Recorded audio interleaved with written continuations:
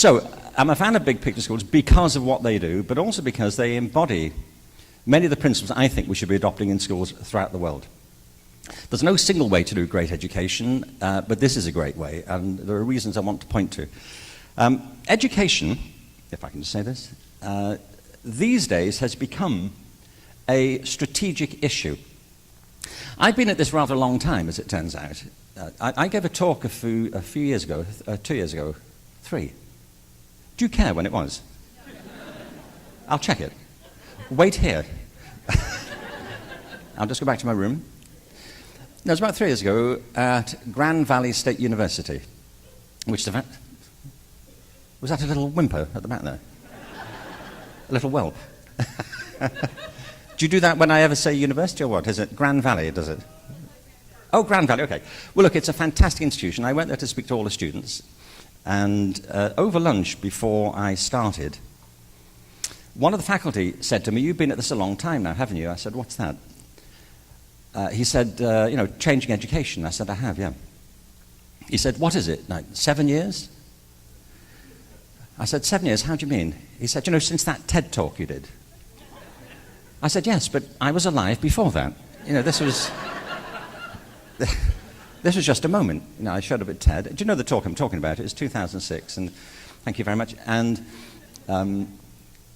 it's got around. It's been seen, I think, it's been viewed online anyway, 40 million times. But the important thing is it's been seen in 160 countries. And what that speaks to is that I and you are not lone voices here. The fact is there are conversations like you've been having the past few days happening all over the world. In India, in the rest of Asia, in Australia. Well, you know where the rest of the world is, don't you? Imagine the rest of the world. That's where it's all happening. The thing is, you see, when I started out in education, people weren't interested in what was happening in other parts of the world in education. It wasn't the thing. When I was an education student in the late 60s and 70s, we had occasional lectures on comparative education. Some hapless lecturer who specialized in this arcane discipline would show up once a year and give this ill-attended talk on education in other countries. Nobody really cared. You wouldn't have done either. You didn't care what was happening in Spain or Norway. It was what was happening here that bothered you, or where you happened to live. These days, politicians get very excited about what's happening around the world in education because it's become a strategic issue. And it's become a strategic issue primarily for economic reasons. You know this. Governments now pump billions of dollars into education reform programs, literally, and into testing, partly in an attempt, they believe, to make the workforce in their countries more competitive in the global race for economic domination. It's why China's investing so much in education. It's why all our countries are doing it. It's what No Child Left Behind was essentially about, increasing American competitiveness overseas. It's a global movement, and a friend of mine, do you know Pasi Sahlberg? He's a brilliant guy from Finland. So on behalf of Pasi Sahlberg and Finland, Pasi Sahlberg was one of the leading figures in the Finnish education reform movement. And he refers to this as the global thing, as the Global Education Reform Movement, or GERM for short. And it is. And it is a virus that's spreading around the world. It's got two features, this global movement, which are the opposite of what I think we're interested in and what Big Picture's been about for years. One of them is standardization. So you see this massive drive for more and more standardization in schools, of curricula, of testing, of teaching methods, trying to make it more and more alike, and telling people what to do from the top down. And secondly, it's about competition. This is, you may have seen this before, this is a picture that was taken in the eastern Indian region of Bihar. This is a building in which kids are taking their end-of-year examinations for entry to the next level of education. And they are parents of those kids who are handing them cheat sheets through the window to help them get through the test. And there's a crowd of people that you can't see there who are also waiting to climb up the outside of the building to give their kids the cheat sheets so that they'll pass the test, because it's a big deal that they should pass the test. But it's literally driving their parents up the wall. And I show you this. It became a notorious picture But it's a visual metaphor for what parents everywhere are doing. They may not be literally climbing up the walls, but they're doing something very like it. They're being driven mad to try and give their kids a competitive advantage with after-school programs, with extra tuition. Schools are being obliged to do it by cutting the curriculum down to things that are being tested. So all across America, in the interest of testing, you know this, arts programs are being cut, humanities programs are being cut, all to get focused. Recess is being cut. Florida is considering banning recess, I'm told, in schools. It's being cut right back in many parts of America to focus more and more on the testing, even though there's been a big pushback against it. Now, the thing is, this is characteristic of the system, but it isn't working. And there's a reason it's not working. The reason is that the system is based on three principles, which, as I say, are antipathetic to human flourishing. One of them is conformity. When I say conformity, the opposite of conformity is not non-conformity. I don't mean conformity in the sense of people behaving well and we should have the opposite, which is people not behaving well. The opposite of conformity, as I mean it here, is diversity. Human life is like the rest of life on Earth. It is characterized by its diversity. We are all unique moments in human history. Every single one of us, we have our own talents, dispositions, and our own lives to create as we pass through. The education system is based on a particular conception of conformity. It's based on a conception of a particular type of intellectual conformity. It prioritizes a certain type of academic work. But there's much more to human intelligence than the capacity for a certain sort of academic work. Some people like it, some people don't. Some people are good at it and some people aren't. It doesn't mean they're not good at anything. But if you get preoccupied with a certain type of achievement, then you don't even look for other things people might be good at that will actually define and characterize who they are. So if you start schooling with a very narrow conception of ability, you immediately invent a big category of low ability, of non-ability, by definition, because of the very narrow section of ability you've gathered. It would be like having a sports program where the only thing that mattered was tennis. And you ran programs for all the kids, but it was the tennis players you were looking for, because they were the ones who really got it. They were the really smart kids athletically. And if you didn't make the cut in tennis, there were remedial programs in basketball and baseball for the ones who aren't very good at tennis. But it's what we do with our conception of intellectual work. We marginalize other forms of intelligence, and it's a big deal. And it's why the curriculum has become so narrowed. So we have created a system in which failure is endemic because of the way that we've characterized success. And if you change the characterization of success, suddenly people achieve things you never expected, and they probably didn't expect either. Because if you have a system of conformity, you invent a system of compliance to make sure people stay with the program. And the result of it is, by the way, that in America we have legions of kids, same age as a lot of you students here, who leave school early. They start the 9th grade and they think, I'm done with this, I'm out. I hate the term dropout. I really don't like the term dropout. In America, by the way, it depends how you count it. It's something like 25% of kids who start the 9th grade don't complete the 12th grade.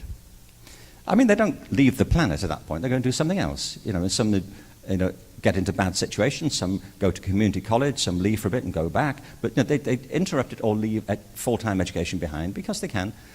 And the reason I don't like the term dropout is because it implies that they have failed the system. But if you're losing 25% of young people from your education programs, don't you think we should admit the system has failed them rather than the other way around? There is an assumption that we can predict what kids need to learn for the lives we think they're going to lead. And the curriculum is based on that idea of supply and demand. It's why the STEM disciplines are suddenly in the sunshine politically. And I'm not knocking the STEM disciplines, they're really important, don't get me wrong, I'm not. But they're not enough for a proper education. And I'll tell you why in just a minute. But it's based on this idea we need more scientists, more technologists, therefore we have to have much more of this in school and cut back humanities and arts programs to make room for these other programs. It's a ridiculous conception. Can I ask you, how many of you here who are like over the age of 30 are doing now exactly what you thought you'd be doing when you were 15? It's not so many, is it? I mean, you may be in an occupation. I mean, so some of you may have thought, when you were at school, I'd want to be a teacher, and you are one. But many people go through all kinds of dog-leg turns in their lives and end up doing something they never anticipated. And even if you knew you wanted to be a teacher, this career, this school, these people, these experiences, you can't plan that. That's my point. Because the real principle on which human life is based is organic growth and development. It's based on the need to invent your own life. To be born at all is a miracle. So what are you going to do with your life? It's a really important question, no matter how old you are, that probably somewhere in the region of 100 billion people have lived on the earth, maybe 100 billion, which is a hard number to get your head around. But the two things I want to say about it are this. Every single one of those lives has been different, unique, unrepeatable, like yours. No one has ever lived your life. Nobody ever will. You can't repeat somebody else's life. Nobody can take your life over. You're, each one of us, a unique moment in the history of humanity. Every single one of us. And there is not, in the end, a path for us all to follow. Every single one of us creates our own path as we live it. There isn't some path that's laid out. You create the path. It's like one of those computer games where the scenery unfolds as you play the game. It's like that. Your path emerges as you take it, and it's unique. So that's the Dalai Lama's question. What are you going to do with it? You've got this life. What do you do with it? And an awful lot of people just squander it. We've got, say, 50 young people here with us today. And our job is to help create a world where they can find their place and make their mark and live a life that adds up to something. And education is the system we choose to try and make that happen.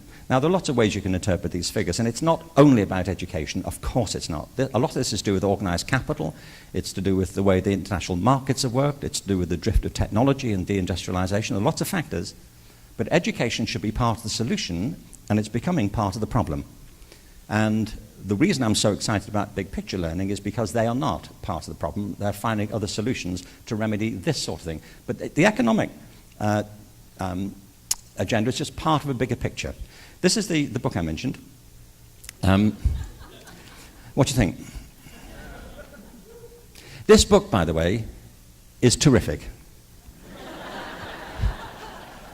You'd be foolish not to buy this book. No, but the reason, seriously, the reason I did it is because, I've written a lot about stuff, and I've worked in schools my whole life and school systems as well.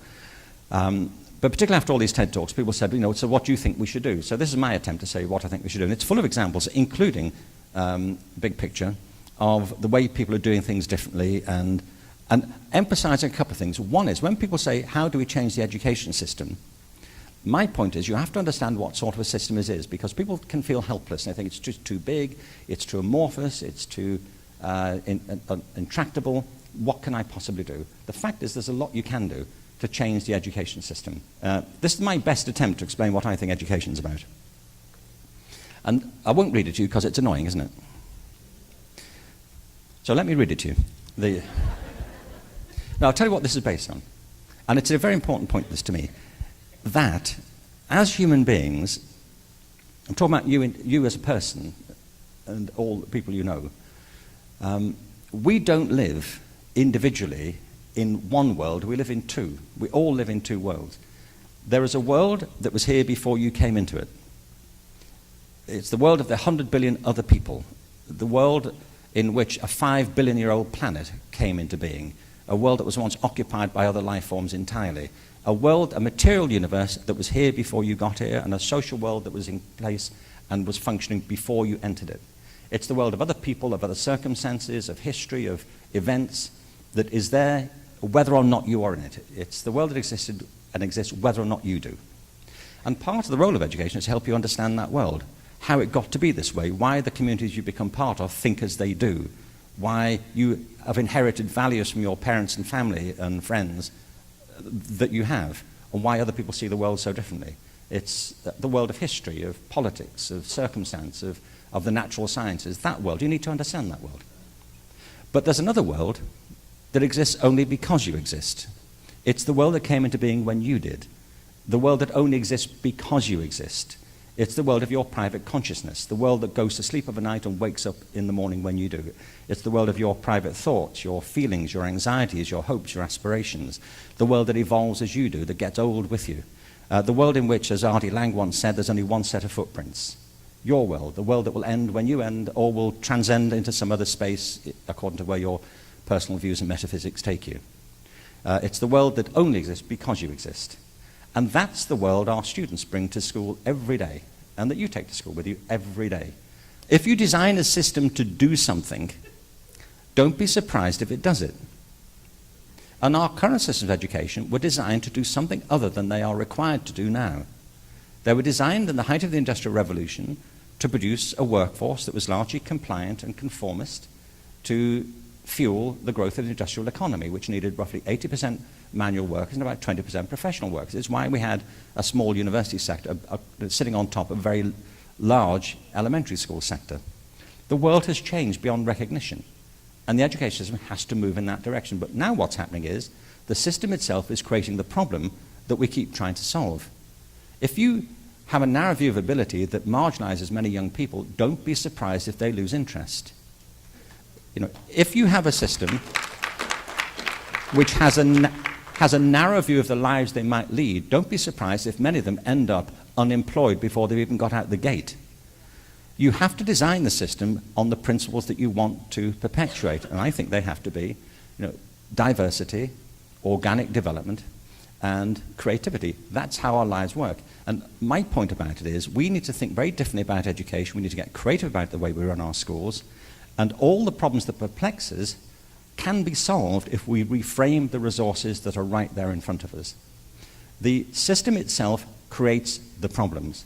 I get politicians saying to me all the time, how do we stop disengagement? How do we stop problems of dropout rates? How do we stop teachers being so disaffected? How do we solve these problems? And part of my answer, I'm not being facetious, is stop causing them. If you didn't cause the problem, we wouldn't have it. You can reframe the system in a way that makes these problems disappear because you reframe people's talent. In the industrial systems of education, we have been focused, not you personally, but the system's been focused on output and yield. Numbers of graduates, numbers of test scores, numbers of kids who are leaving, numbers of kids who are getting through the system, numbers of kids going to college, competitive yield. And we've actually produced an oversupply of certain sorts of kid now. There is a massive problem of graduate unemployment, graduate underemployment. Kids who've gone through the whole system, can't get jobs, and they're working at McDonald's. In China, they have a massive problem with this. In 1984, there were 800,000 university graduates. Last year, there were 7 million, and most of them can't find jobs. We are oversupplying on certain things and creating redundancies along the way, just like we've got food mountains building up. Organic education doesn't do that, because organic education is not focused on output and yield, it's focused on the conditions of human flourishing. But what's happened with the industrial system of education is that along the way, we have eroded the culture of learning. And all the great schools understand, the schools you doubtless work in, big picture understands, the way you increase the quality of our children's experiences, the quality of their life chances, is not by focusing on yield and output against narrow measures, it's by focusing on the culture of the school. If you get the culture of learning right, with a mix of arts, humanities, physical education programs, mentorship programs, academic and vocational programs, apprenticeships, if you get that culture right, the rest takes care of itself. The kids will grow and they will flourish. And it's not a theory, it happens every day. And human organisms are like natural organisms. They thrive in certain conditions, and a healthy organism enriches the environment that it depends upon. Just like a plant. A healthy plant enriches the environment. It helps to fertilize the soil and cross-fertilize the ecosystem. Organisms that don't enrich their environment have a name. They can destroy the environment, and we call them parasites. They drain energy from their host. Great schools enrich the entire neighborhood, the entire community, the whole social ecosystem. They enrich the economic life, the cultural life, and the social life of the whole community. Schools that don't get their social role or their cultural role can drain the energy of a community as fast as others can restore it. I see it all the time. Brilliant schools bringing neighbourhoods to life, schools that go down, draining the life force out of the community and the hope and expectations that go with it. These are living systems. And human resources are like the world's natural resources. They need to be uncovered, discovered, and cultivated. And that's what great schools have always done. There was a wonderful quote from the poet, at least it's attributed to Anais Nin, who came to writing when she was in her middle years, and realized it had released a talent inside of her that she'd been struggling with for a long time. And the poem that's attributed to her is called Risk. It's very short. It's a few lines. She said, "There came a point where the risk of remaining tight in a bud was greater than the risk it took to blossom." And I think it's a beautiful maxim for our school systems. We spend so much time containing and constraining our teachers and our students who are bursting with talent, when if we put more thought into creating conditions where this talent could express itself in teachers as well as in students, we'd have an entirely different culture of learning. And many of the things that go on in schools are not required by law, they're just habits that we've fallen into for years and years. We keep doing it because we just always did it. And they keep creating the same problems that perplex us. And if you change the culture, the problem tends to dissipate and you have an opportunity where once you had a crisis. And that process of reinvention, I think, is our greatest calling just now. And it's urgent that we should do it for our children as well as our communities at large. And it's within our reach if we have the courage to make the shift. And it's a shift, I think, we owe ourselves and this generation and coming generations of children. And if we get it right, there will be a harvest of human opportunity here that we can't anticipate, but we'll all benefit from. Thank you to Big Picture, and thank you for listening. Thank you.